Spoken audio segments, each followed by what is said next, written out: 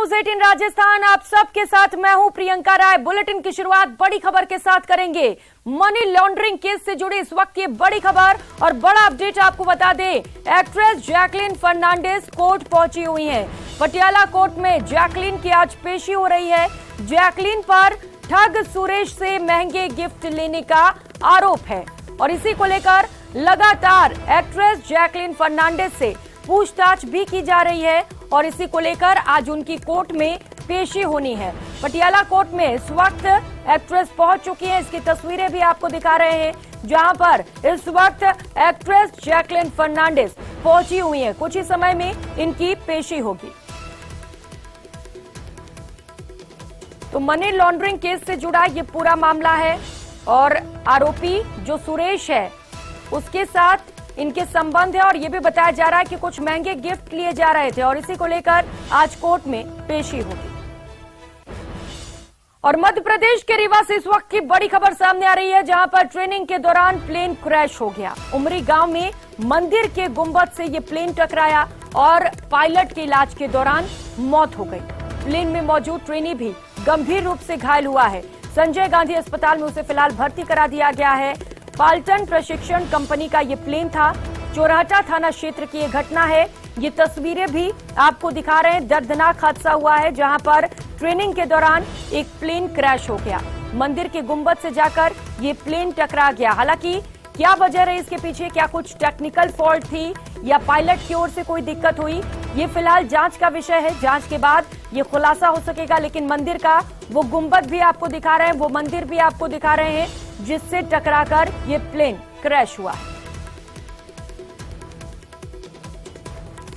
और कोटा से इस वक्त की बड़ी खबर सामने आ रही है, जहां पर कोचिंग नगरी में फिर से चाकूबाजी हुई और इससे पूरे इलाके में हड़कंप मचा हुआ है। 2 युवकों को चाकू मारकर घायल कर दिया गया है। घायल श्याम और सुनील को एमबीएस अस्पताल में भर्ती कराया गया है। पुरानी रंजिश को लेकर बताया जा रहा है कि बदमाशों ने चाकूबाजी की वारदात को अंजाम दिया है।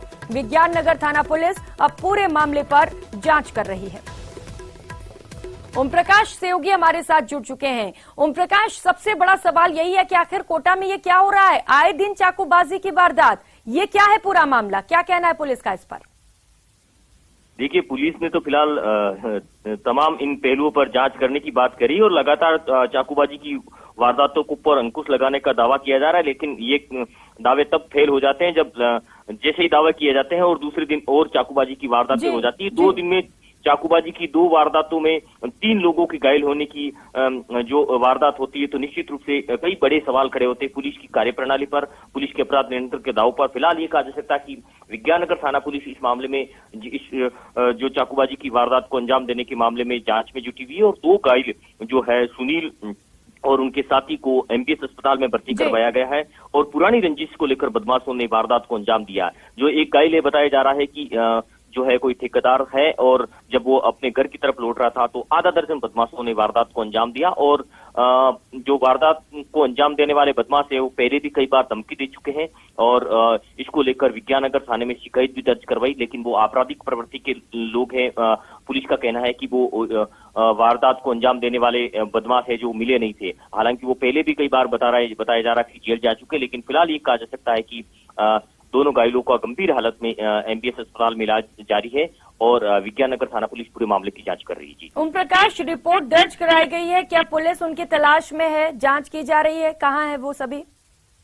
देखिए, फिलहाल तो पुलिस ने इस मामले में गिरफ्तार करने के मामले में पुष्टि नहीं की है क्योंकि लेटेस्ट घटना बताई जा रही है। तो निश्चित रूप से जांच का विषय गिरफ्तार भी हालांकि इस मामले में कर लेंगे। लेकिन बड़ा सवाल जो खड़ा होता है, कोचिंग नगरी में चाकूबाजी की वारदातें कब थमेगी? चाकूबाजी की वारदातों के बाद आरोपियों को गिरफ्तार किया जाता है, लेकिन पहले इस तरह के जो अंदेशा जहां बना रहता है, जहां शिकायत पहले से दर्ज करवाई जाती है, तो पुलिस उन पर अंकुश क्यों नहीं लगा पाती, उनके खिलाफ कार्रवाई क्यों नहीं कर पाती? और लगातार इन लोगों पर तुरंत कार्रवाई होनी चाहिए, गिरफ्तारियां भी होनी चाहिए, जिससे कि जो और लोग हैं उनमें भी खौफ हो, क्योंकि लगातार चाकूबाजी की जो वारदात है वो बढ़ते जा रहे हैं। शुक्रिया फिलहाल आपका इन तमाम जानकारियों के लिए। और जयपुर से ये बड़ी खबर सामने आ रही है। जयपुर में शीतकालीन अवकाश बढ़ा दी गई है। अब 14 जनवरी तक स्कूलों में छुट्टियां रहेंगी। कक्षा 1 से लेकर 8 तक की छुट्टियां बढ़ाई गई हैं। जिला शिक्षा अधिकारी राजेंद्र शर्मा ने ये जानकारी साझा की है। उन्होंने कहा शिक्षकों को स्कूल आना होगा। इस दौरान सर्दी को देखते हुए बच्चों की छुट्टियों को बढ़ाया गया है। तो सिर्फ बच्चों की छुट्टियां बढ़ाई गई हैं। यहाँ पर जो शिक्षक हैं उन्हें पहले की तरह स्कूल पहुंचना होगा। जिला कलेक्टर ने ये आदेश जारी किए हैं और ये भी जानकारी दी है कि सिर्फ बच्चों के लिए ये छुट्टियां हैं। जो शिक्षक हैं उन्हें स्कूल पहुंचना होगा।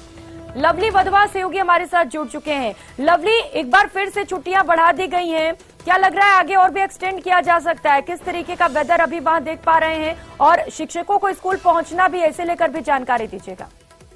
देखिए, बिल्कुल लगातार सर्दी के प्रकोप की जो शिकायतें मिल रही थी और मौसम विभाग का जो येलो अलर्ट जारी हुआ उसके बाद में जिला कलेक्टर जयपुर ने जिला जो शिक्षा अधिकारी उनके आपसी सामंजस्य से और जयपुर शहर जिले के अंदर जो है सभी निजी और सभी सरकारी स्कूलों के अंदर 14 जनवरी तक का अवकाश, शीतकालीन अवकाश की जो अवधि है जो कि 2 तारीख को खत्म होती है, उसे बढ़ा दिया गया है। यानी पूरे के पूरे 12 दिन के लिए शीतकालीन अवकाश की अवधि को एक बार फिर से बढ़ा दिया गया। पिछले साल भी इस तरह की अवधि को बढ़ाया गया था और पूरे राजस्थान के अंदर 14 जनवरी तक ही जिला कलेक्टर्स को पावर जो है वो शिक्षा विभाग की ओर से दिए गए हैं शीतकालीन अवकाश बढ़ाने को लेकर के।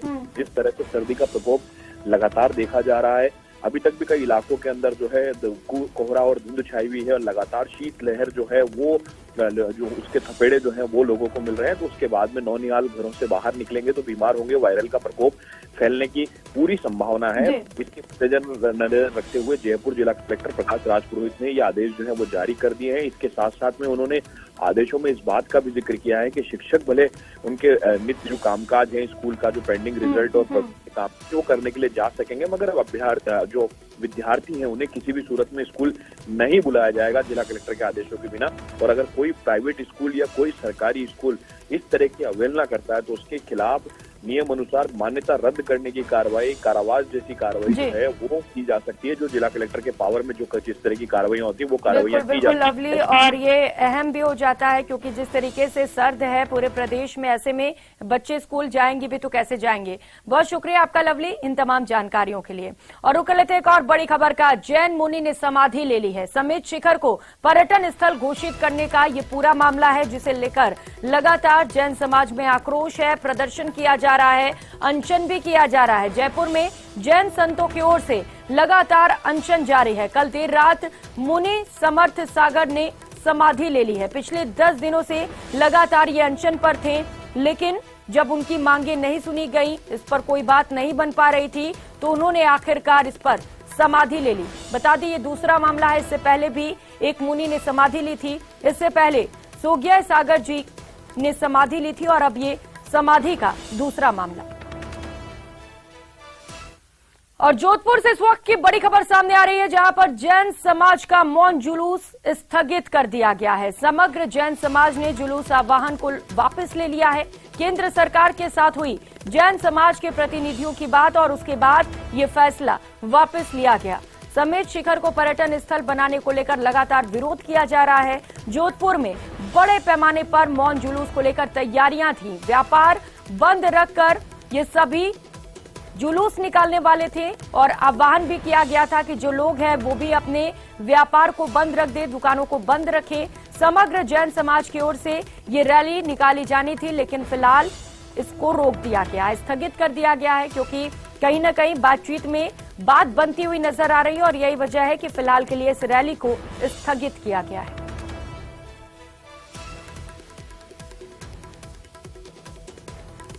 और अब बात अलवर की, जहां बहरोड में गैंगस्टर विक्रम गुर्जर उर्फ लादेन पर फायरिंग के बाद पुलिस अलर्ट है। बहरोड थाने में हथियारबंद जवान तैनात किए गए हैं। थाने की छत पर हथियारों से लैस होकर निगरानी की जा रही है। कहीं पपला की तरह लादेन गैंग के बदमाश या जसराम और पपला गैंग के बदमाश आकर थाने में हमला न कर दें, इसे लेकर पुलिस अलर्ट है। इधर बहरोड पुलिस ने लादेन पर हुई फायरिंग के संबंध में बहरोड थाने में नामजद रिपोर्ट दर्ज करवाई है। रिपोर्ट में कहा गया है कि जब वो हिस्ट्री शीटर विक्रम उर्फ लादेन को अस्पताल में मेडिकल कराने गए थे, तभी 3 बदमाशों ने लादेन की हत्या करने की नीयत से फायरिंग की। पुलिस ने एक आरोपी सचिन गुर्जर उर्फ रॉकी को पकड़ लिया है। जिससे लगातार पूछताछ की जा रही है। पूछताछ में उसने बताया है कि आरोपियों को जैनपुर बास गांव निवासी रामफल गुर्जर ने भेजा था। बहरोड पुलिस ने धारा 307, 3 और 25 आर्म्स एक्ट के तहत सचिन को गिरफ्तार कर लिया है। और जयपुर से इस वक्त की बड़ी खबर सामने आ रही है, जहां पर सीकर के रोड नंबर 1 पर अर्धनग्न महिला बरामद की गई। कंबल से लिपटी हुई ये महिला मिली है और कई जगहों से ये महिला जली हुई थी। मुरलीपुरा पुलिस ने उसे एसएमएस हॉस्पिटल पहुंचाया है। सुबह 4 बजे करधनी इलाके में कार में जलने की सूचना मिली। पुलिस के मुताबिक घबराई हालत में महिला फिलहाल कुछ भी नहीं बता पा रही है। अपना पहचान तक वो नहीं बता पा रही है क्योंकि वो काफी ज्यादा घबराई हुई है। करधनी थाना पुलिस अब फिलहाल पूरे मामले पर जांच कर रही है। और अब बात बांसवाड़ा की, जहां जुआरियों पर पुलिस ने शिकंजा कसा है। पुलिस ने राजा तालाब थाना क्षेत्र के ओजरिया सब्जी मंडी में जुआ खेलते हुए 4 आरोपियों को गिरफ्तार किया। साथ ही जुआरियों के पास से 80,000 रुपए भी जब्त कर लिए हैं। और खबरों में आगे बढ़ेंगे। भ्रष्टाचार के खिलाफ कड़े एक्शन लेने वाली एसीबी के नए डीजी के आदेश के बाद प्रदेश में सियासत गर्म है। विपक्ष सवाल उठा रहा है। अब बीजेपी नेता मदन दिलावर ने इसे लेकर कांग्रेस पर जमकर निशाना साधा। सुनिए क्या कहा। भ्रष्टाचार निरोधक ब्यूरो यानी एसीबी, एंटी करप्शन ब्यूरो, अब रंगे हाथों रिश्वत लेते पकड़े जाने के बावजूद भी उसका नाम उजागर नहीं करेंगे, उसकी पहचान नहीं बताएंगे, उसका फोटो भी आप समाचार पत्रों में आप नहीं देख पाएंगे। ये क्यों किया गया?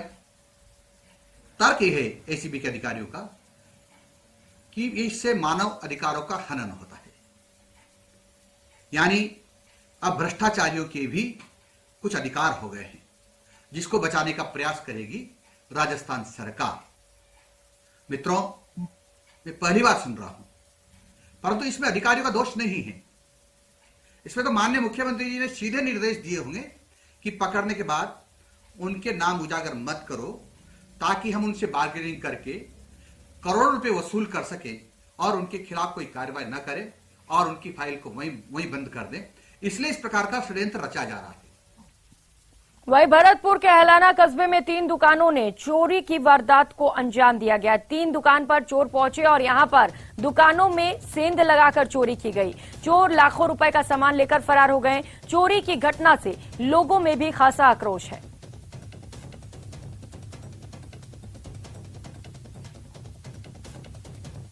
और भरतपुर से इस वक्त की बड़ी खबर सामने आ रही है, जहां पर पीएनबी में चोरों ने सेंध लगा दी। जंगला तोड़कर बैंक के अंदर ये चोर घुसे। सूचना के बाद पुलिस मौके पर पहुंची। पुलिस उपाधीक्षक निहाल सिंह शेखावत भी मौके पर पहुंचे और मौके का निरीक्षण किया गया। बैंक कर्मी और पुलिस फिलहाल सीसीटीवी फुटेज खंगालने में जुटी हुई है। कुछ दिन पहले भी आपको बता दें कि पीएनबी की वैट शाखा में चोरी हुई थी। भुसावर थाना क्षेत्र के गांव बाछरेन का ये पूरा मामला है, जहां पर आज एक और चोरी की वारदात को अंजाम दिया गया है।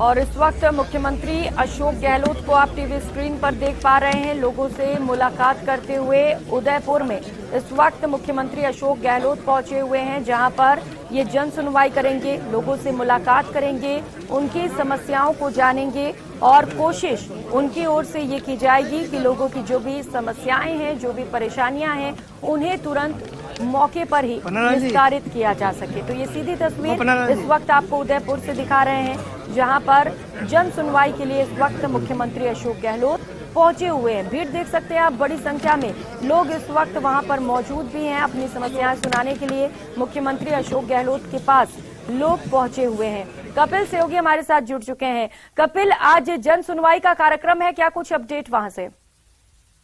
देखिए, 2 दिवसीय दौरे पर मुख्यमंत्री उदयपुर में हैं और आज मुख्यमंत्री बांसवाड़ा और डूंगरपुर जिले के दौरे के लिए रवाना होने से पहले सर्किट हाउस में इस समय जनसुनवाई कर रहे हैं। सर्किट हाउस में ही बड़ी तादाद में लोग जो है वो पहुंचे हुए हैं और अपनी जो डिमांड्स हैं वो मुख्यमंत्री को इस समय सौंप रहे हैं। आप देख सकते हैं कि एक एक व्यक्ति से मुख्यमंत्री मिल रहे हैं, उनकी समस्याओं को समझ रहे हैं और ज्ञापन लेते हुए ये एश्योर कर रहे हैं कि वो सारी जो समस्याएं हैं उनका निराकरण जल्दी से जल्दी करवाएंगे। तो ये एक मुख्यमंत्री अशोक गहलोत का हमेशा से देखा गया है कि वो किसी भी जिले में यदि जाते हैं तो वहां पर लोगों से मुलाकात करते हुए उनकी जनसुनवाई करते हैं और कोशिश करते हैं कि सारी जो समस्याएं उनके पास आए उनका निराकरण हो पाए। तो ये उसी की एक कड़ी है। उदयपुर, क्योंकि आज दूसरा दिन है मुख्यमंत्री का उदयपुर से रवाना होने का समय, इस समय वे डूंगरपुर और बांसवाड़ा जिले के लिए उदयपुर से कुछ ही देर में रवाना होने वाले हैं, लेकिन उससे पहले सर्किट हाउस में जनसुनवाई करते हुए यहाँ से वे रवाना होंगे। तो बड़ी तादाद में जो फरियादी है वो यहाँ पर पहुंचे हैं, बड़ी तादाद में जो लोग हैं वो यहाँ पर देखे जा सकते हैं। प्रशासन ने व्यवस्थाएं की है कि हर व्यक्ति से मुख्यमंत्री इंडिविजुअल मिल सके, उनकी समस्याएं जो है वो मुख्यमंत्री तक पहुंच सके। और आप तस्वीरों में भी देख सकते हैं कि पूरा समय एक एक व्यक्ति को दिया जा रहा है। जो व्यक्ति अपनी समस्या मुख्यमंत्री को समझाना चाहता है, पूरा समय उन्हें दिया जा रहा है और मुख्यमंत्री पूरी गंभीरता से उनकी समस्याओं को सुनते हुए यदि वो उनके निराकरण का निर्देश तुरंत दिया जा सकता है तो कोशिश की जा रही है कि जो अधिकारी यहाँ पर मौजूद हैं तुरंत उन समस्याओं के निराकरण के लिए निर्देशित किया जाए। अगर कोई समस्याएं जो है वो ज्ञापन के मार्फत दूसरे डिपार्टमेंट्स के थ्रू जो है उनका निस्तारण होना है तो वो भी अलग अलग विभागों में ज्ञापन भेजे जाएंगे, वो ज्ञापन कलेक्ट किए जा रहे हैं। आप देख सकते हैं संभाग स्तरीय जो अधिकारी है वो यहाँ पर इस समय मौजूद हैं। संभागीय आयुक्त हैं, उदयपुर रेंज की आईजी हैं, कलेक्टर और एसपी यहाँ पर मौजूद है। तो सभी वरिष्ठ अधिकारी यहाँ पर मौजूद है और मुख्यमंत्री जब खुद जनसुनवाई करते हैं तो लोगों के मन में निश्चित तौर पर एक ये भावना पैदा होती है कि उनकी जो समस्या है उनका निराकरण होना बिल्कुल कपिल, ये उम्मीदें होती है और यही वजह है कि बड़ी संख्या में लोग अपनी समस्याएं लेकर पहुंचे भी हुए हैं। ये जन सुनवाई उदयपुर में आखिरी कार्यक्रम है या इसके बाद और भी कुछ उनके कार्यक्रम है और इसके बाद कब तक रवानगी है उनकी, इसे लेकर जानकारी दीजिएगा कपिल। देखिए, मुख्यमंत्री इस जनसुनवाई के ठीक बाद में वल्लभनगर से विधायक प्रीति शेखावत के निवास पर पहुंचेंगे। वहां पर कुछ कांग्रेस कार्यकर्ताओं की बैठक रखी है जिसमें उदयपुर नगर निगम के जो कांग्रेस के पार्षद गण है उन्हें भी बुलाया गया है। चुनिंदा कुछ जनप्रतिनिधि कांग्रेस के जो है वो वहां बुलाए गए हैं तो उनसे मुलाकात करेंगे। एक अनौपचारिक मुलाकात करते हुए मुख्यमंत्री वहां से हेलीपैड के लिए रवाना होंगे और सीधा बांसवाड़ा जिले के गांगर तलाई के लिए रवाना हो जाएंगे। कपिल, आप कह रहे हैं एक बैठक भी होनी है, ये बैठक कितनी अहम है और कौन कौन लोग वहां पर शामिल रहेंगे? देखिए, ये जानकारी उसके अनुसार एक अनौपचारिक बैठक मुख्यमंत्री की होनी है जिसमें क्योंकि उदयपुर में आए तो वल्लभनगर की जो विधायक है प्रीति शेखावत उनके निमंत्रण पर उनके निवास पर जा रहे हैं और निवास पर कार्यकर्ताओं को बुलाया गया है, कुछ पार्षद गणों को बुलाया गया है जिनसे बातचीत करेंगे। मुख्यमंत्री अनौपचारिक रूप से बातचीत करेंगे और कुछ देर वहां पर चर्चा करने के बाद में जो विधायक प्रीति शेखावत है उनसे मुलाकात करने के बाद में मुख्यमंत्री हेलीपैड के लिए रवाना होंगे और हेलीपैड से बांसवाड़ा के गांगर तलाई में एक कार्यक्रम है वहां जाएंगे और उसके बाद में डूंगरपुर जिले में एक और कार्यक्रम है, वहां पर मुख्यमंत्री पहुंचेंगे। जी कपिल, क्योंकि उदयपुर पहुंचे हुए मुख्यमंत्री, 2 दिन का दौरा था, किस तरीके का उत्साह देखा गया कांग्रेसी कार्यकर्ताओं में उनके स्वागत को लेकर? देखिए, 2 दिवसीय दौरा था तो पहला दिन कल का मुख्यमंत्री का रहा उदयपुर के लिए बेहद सौगातों वाला दिन रहा है क्योंकि मुख्यमंत्री ने कल उदयपुर में तकरीबन 38 करोड़ रुपए की लागत से 2 महत्वपूर्ण फ्लाईओवर का लोकार्पण किया, उन्हें जनता को समर्पित किया है। उसके अलावा एक रोजगार मेला जो कि एक job fair, mega job fair Udaipur में चल रहा था, उसका अवलोकन किया और वहीं पर हाथों हाथ जो लाभार्थी थे उन्हें जॉब लेटर जो है मुख्यमंत्री ने अपने हाथों से दिए हैं। तो मुख्यमंत्री के हाथों रोजगार जो है वो लोगों को यहाँ पर मिला है। ये मुख्यमंत्री ने ये भी एश्योर किया है कि बड़ी तादाद में रोजगार के अवसर निजी और सरकारी सेक्टर में खोले जाएंगे और ये एक बड़ा कदम जो मुख्यमंत्री का था। इसके अलावा आप देखिए, कल एक उदयपुर में एक स्पोर्ट्स स्कूल खोलने की मुख्यमंत्री ने घोषणा की कि वे आगामी बजट के अंदर एक स्पोर्ट्स स्कूल उदयपुर में दे सकते हैं क्योंकि वो जनजातीय अंचल के राज्य स्तरीय टूर्नामेंट के शुभारंभ समारोह में पहुंचे थे और वहां उन्होंने एक स्पोर्ट्स स्कूल खोलने की घोषणा की। इसके साथ ही एसीबी का जो एक लेटर जो काफी चर्चा में रहा था जो कि भ्रष्ट अधिकारियों की, बिल्कुल कपिल, कई सारी सौगातें मुख्यमंत्री अशोक गहलोत ने उदयपुर वासियों को दी है। शुक्रिया फिलहाल आपका इन तमाम जानकारियों के लिए। और चलिए रुक कर लेते हैं एक और बड़ी खबर का। डूंगरपुर से बड़ी खबर सामने आ रही है। आज सागवाड़ा दौरे पर मुख्यमंत्री अशोक गहलोत पहुंचेंगे। 250 करोड़ की योजनाओं का शिलान्यास किया जाएगा। सागवाड़ा में 115 करोड़ की सीवरेज योजना का भी शिलान्यास किया जाना है। 4 करोड़ की सड़कों का भी लोकार्पण किया जाएगा। तो इसके साथ ही 60 करोड़ के लसाडा पुल का भी शिलान्यास किया जाएगा। 32 करोड़ की सड़क योजना का भी शिलान्यास होगा। धार्मिक आयोजन, गौ कथा में भी मुख्यमंत्री अशोक गहलोत शामिल होंगे। धर्म सभा को भी संबोधित करेंगे और इसके साथ ही मुख्यमंत्री अशोक गहलोत के दौरे को लेकर प्रशासन ने पूरी तैयारियां कर ली हैं।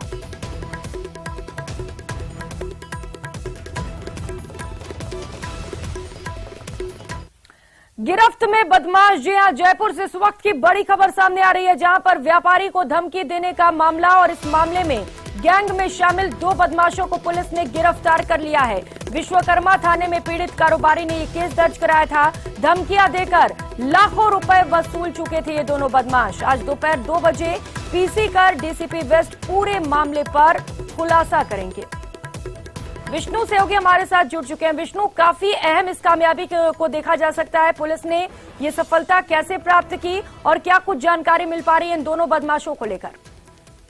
देखिए, जब राजस्थान में रंगदारी के मामले, गैंगवार के मामले सामने आए थे, इसी बीच में कुछ धमकियों के जो मामले थे वो भी सामने आ रहे थे, जबकि जयपुर के बड़े कारोबारियों को अलग अलग जगहों पर, यानी बजाज नगर, हरमाड़ा, विश्वकर्मा इलाकों में कारोबारियों को बड़े नाम से धमकियां दी जा रही थी। उनको जान से मारने की धमकियां देकर लाखों रुपए वसूलने की रंगदारी भी मांगी गई थी। इसी बीच विश्वकर्मा इलाके में एक कारोबारी ने कुछ दिनों पहले एक मुकदमा दर्ज करवाया था, जिसमें कहा गया कि कुछ अज्ञात बदमाश उसे लगातार जान से मारने की धमकियां दे रहे हैं, ब्लैकमेल कर रहे हैं, और उसके बाद उसके एवज में वे लोग लाखों रुपए उससे वसूलना चाह रहे हैं। वहीं पर व्यापारी ने एक बार शुरुआत में बदमाशों की धमकियों के प्रभाव में आकर के उनको पैसा भी काफी दे दिया था, लेकिन जब लगातार मांग बढ़ती गई तो आखिरकार व्यापारी पुलिस के पास पहुंचा और मोबाइल कॉल डिटेल्स के आधार पर, लगातार टेक्निकल सर्विलांस के आधार पर पुलिस ने 2 बदमाशों को गिरफ्तार किया और आज डीसीपी वेस्ट वंदिता राणा इस पूरे मामले का दोपहर 2 बजे खुलासा करेंगी। जी विष्णु, ये किस गैंग से जुड़े हुए हैं, इसे लेकर जानकारी मिल पाई है क्या? देखिए, गैंग कौन सी, इसके बारे में भी जानकारी नहीं दी गई है, क्योंकि विश्वकर्मा थाना प्रभारी रमेश सैनी है, वो इस पूरे मामले की जांच कर रहे थे, तो आज दोपहर 2 बजे इसके लिए इंतजार करना पड़ेगा। जी ठीक है विष्णु, इंतजार करेंगे और मामले पर खुलासे भी हो सकते हैं। बहुत शुक्रिया आपका विष्णु इन तमाम जानकारियों के लिए। और डूंगरपुर से इस वक्त की बड़ी खबर सामने आ रही है, जहां पर भाजपा प्रदेश अध्यक्ष सतीश पूनिया के दौरे का आज दूसरा दिन है। आज साबला में पौष पूर्णिमा की पदयात्रा में ये शामिल होंगे। साबला से बेणेश्वर धाम तक पदयात्रा की जाएगी। इसके बाद डूंगरपुर शहर भी सतीश पूनिया पहुंचेंगे। गेप सागर की पाल पर जन आक्रोश सभा को भी संबोधित करेंगे। और बीकानेर से इस वक्त की बड़ी खबर सामने आ रही है, जहां पर 10 जनवरी को बीकानेर में एनएच प्रोजेक्ट का शिलान्यास किया जाएगा। एनएच प्रोजेक्ट का शिलान्यास केंद्रीय मंत्री नितिन गडकरी करेंगे। जूनागढ़ के सामने जनसभा भी होगी और नितिन गडकरी इस जनसभा को भी संबोधित करेंगे। तो फिलहाल इस कार्यक्रम की तैयारियां तेज कर दी गई हैं।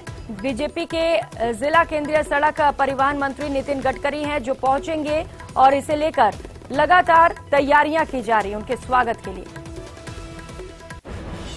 और चित्तौड़गढ़ में पुलिस ने माइंस कर्मियों से मारपीट और अपहरण के मामले का खुलासा कर दिया है। पुलिस ने इस मामले में 4 आरोपियों को गिरफ्तार किया। शुरुआती तौर पर आरोपियों ने हफ्ता वसूली के लिए मारपीट और अपहरण की वारदात को अंजाम दिया था। बता दें, 19 दिसंबर को देवनारायण मिनरल्स की माइंस पर भंवर लाल ने हरियाणा के रहने वाले नरेंद्र गुर्जर के साथ जान से मारने की नीयत से मारपीट की। इसके बाद नरेंद्र का अपहरण कर धोली धुआलिया के बीच जंगल में डालकर फरार हो गए। पुलिस ने जांच के बाद बबलू उर्फ हरलाल गुर्जर, सोनू और देवीलाल के साथ ही राजू उर्फ राजेंद्र माली को गिरफ्तार कर लिया। पुलिस ने आरोपियों को कोर्ट में पेश कर रिमांड पर लिया है।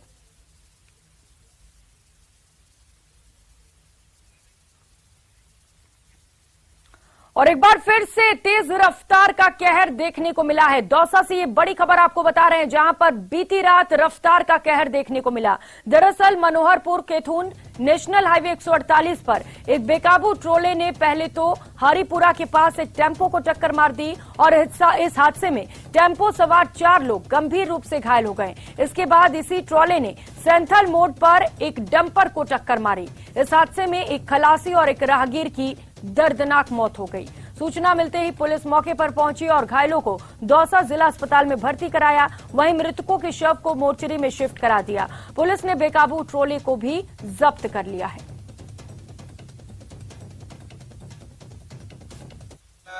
पुलिस वालों ने बताया कि ट्रक वाला इधर से कहीं से शराब पी के आ रहा था, तो एक तो अपने सैथलपुलिया के पास में बाइक सवारों को उसने कुचला है, तो उनमें और फिर एक खड़े ट्रक में टक्कर दी है।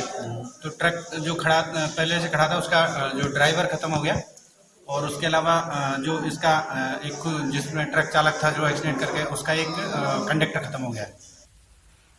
और खबर कोटा से है। विश्वविद्यालय में अखिल भारतीय अंतर क्षेत्रीय विश्वविद्यालय फुटबॉल पुरुष प्रतियोगिता का आयोजन रविवार से किया जाएगा। इस आयोजन में देश के 9 राज्यों के विश्वविद्यालयों की शीर्ष 16 टीमों के 350 खिलाड़ी और 50 कोच मैनेजर हिस्सा लेंगे। आपको बता दें, खेल और युवा मामलों के विभाग के भारतीय विश्वविद्यालय संघ नई दिल्ली की ओर से अखिल भारतीय राष्ट्रीय अंतर क्षेत्रीय विश्वविद्यालय फुटबॉल पुरुष प्रतियोगिता 2022-23 की मेजबानी कोटा विश्वविद्यालय को दी गई है। इसका आयोजन 16 जनवरी तक किया जाएगा। इस आयोजन के दौरान किसी भी खिलाड़ी और अतिथियों को किसी प्रकार की कोई परेशानी न हो, इसके लिए खास व्यवस्था कोटा विश्वविद्यालय द्वारा की गई है। सर्दी को देखते हुए सभी लोगों के लिए रहने और खाने का विशेष इंतजाम किया गया है।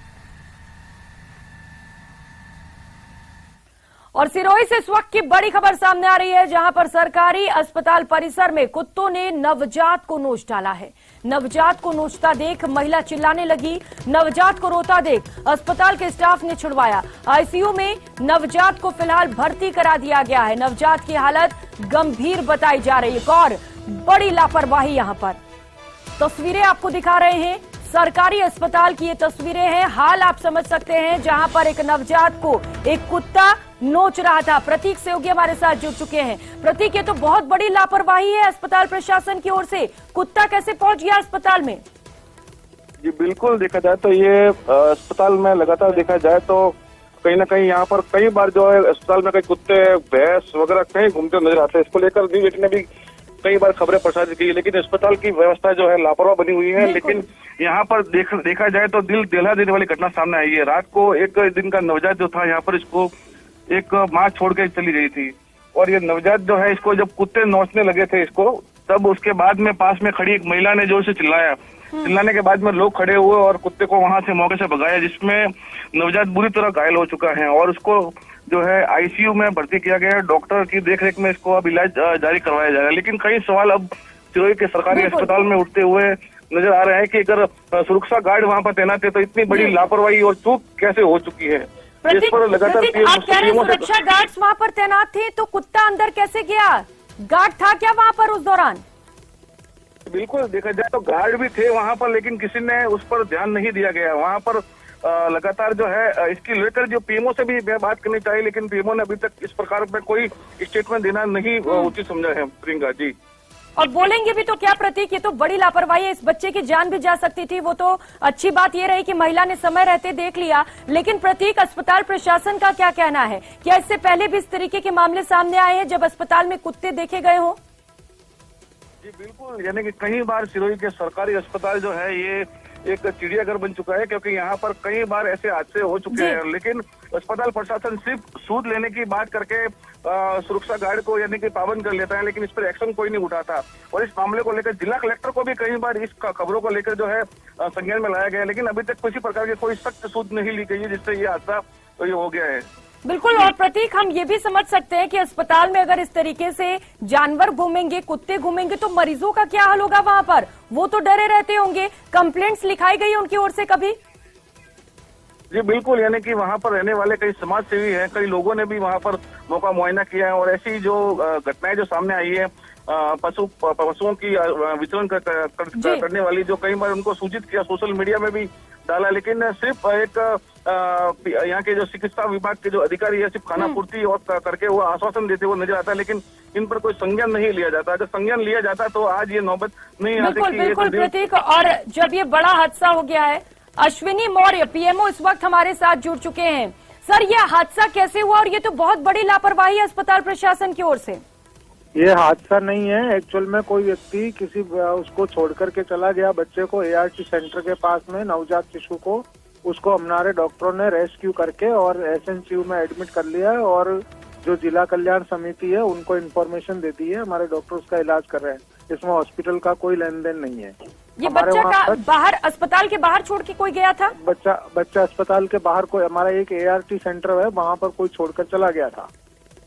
तो सेंटर के पास कोई नहीं रहता है क्या? वहाँ सेंटर के पास बंद हॉस्पिटल में कौन रहेगा? रात का टाइम था वो तो। अच्छा, अभी क्या स्थिति है बच्चे की? अभी बच्चे की ठीक है, बच्चा सेटल है, हमारे डॉक्टर ट्रीटमेंट कर रहे हैं और रेस्क्यू वाले आ गए हैं। किसने देखा कि बच्चा नोच रहा है नवजात को? हमारे डॉक्टर मुकेश मीणा है, वो उसका ट्रीटमेंट कर रहे हैं, हमारी पूरी टीम लगी हुई है। ठीक है, शुक्रिया आपका न्यूज 18 राजस्थान के साथ जुड़ने के लिए। प्रतीक कह रहे हैं कि कोई छोड़कर चला गया था, इसे लेकर कोई जानकारी है क्या आपके पास? वो कह रहे हैं कि अस्पताल के बाहर ये बच्चा पड़ा हुआ मिला है। जी बिल्कुल, यहाँ ART सेंटर था, वहाँ पर जो नवजात को है 1 दिन पहले ही ये कल हुआ था और इसको होने के बाद में ये सबसे बड़ी बात कि ये लड़की हुई थी, जिसको लेकर जो है यहाँ पर कोई महिला इसको छोड़ के चली गई थी। लेकिन सबसे बड़ी बात ये रही कि ART सेंटर के पास में सुरक्षा गार्ड था, वहाँ पर वो रात को भी वो रहता है, लेकिन तो रहने के बाद भी उस पर किसी प्रकार ने कोई संज्ञान नहीं लिया, क्योंकि अगर कोई बच्चा अगर वहाँ पर छोड़ के भी जाता है, नवजात को छोड़ के जाता है, तो उनकी ड्यूटी होती है कि उनको यानी कि तुरंत अभिरक्षा में लिया जाए और उनका जो अस्पताल में इलाज करवाया जाए। लेकिन ये सबसे बड़ी यानी कि इनकी लापरवाही सामने आ रही है कि ART सेंटर पर भी के बाहर जो सुरक्षा गार्ड था वो उसने इस पर किसी प्रकार का कोई ध्यान नहीं दिया प्रियंका। लेकिन प्रतीक कौन छोड़कर चला गया इस बच्चे को, इसे लेकर जांच नहीं की गई है क्या? प्रियंका अगर बताना चाहूँ तो इस मामले में अभी तक कोई जांच नहीं की गई है, क्योंकि ये मामला जो है आज सुबह ही सामने आया है यहाँ पर। तो अब इसकी जो पुलिस वगैरह जो है अभी मौके पर आई हुई है और इसकी अभी तक जांच चलेगी और जांच के बाद ही मालूम चलेगा कि इसको कौन सी माँ जो थी जो इसको जन्म देने के बाद ही इसको छोड़कर चली गई। बिल्कुल प्रतीक, लेकिन PMO कह रहे हैं कि जब इस बच्चे को कुत्ता नोच रहा था तो वहाँ पर कुछ डॉक्टर पहुंचे, उन्होंने देखा और वो इलाज के लिए लेकर गए। जी बिल्कुल, यानी कि देखा जाए तो वहाँ पर एक महिला खड़ी थी जो ब्लड जांच करवाने के लिए जा रही थी। उसने ये पूरा माजरा जो है अपनी आंखों से देखा। बच्चा जो किलकिला रहा था और यानी कि वो रो रहा था, उसकी दर्दनाक जो आवाज सुनकर जो है फिर वो वहाँ पर जो है वो लोगों को चिल्लाई और डॉक्टरों को बुलाया उन्होंने। उसकी आवाज सुनकर जो है लोग मौके पर खड़े हुए और कई अस्पताल के कर्मचारी और उसकी सूद लेने के लिए वहाँ पर आए। जी ठीक है, और लेकिन फिलहाल PMO ये कहते हुए पलड़ा झाड़ रहे हैं कि अस्पताल के बाहर का ये मामला है, वहां पर सिक्योरिटी रात के समय में तैनात नहीं रहती है, लेकिन इस पर भी सवाल खड़े हो रहे हैं। बहुत शुक्रिया आपका प्रतीक इन तमाम जानकारियों के लिए। और फिलहाल यहाँ वक्त चला छोटे से ब्रेक का, तुरंत हाजिर होंगे।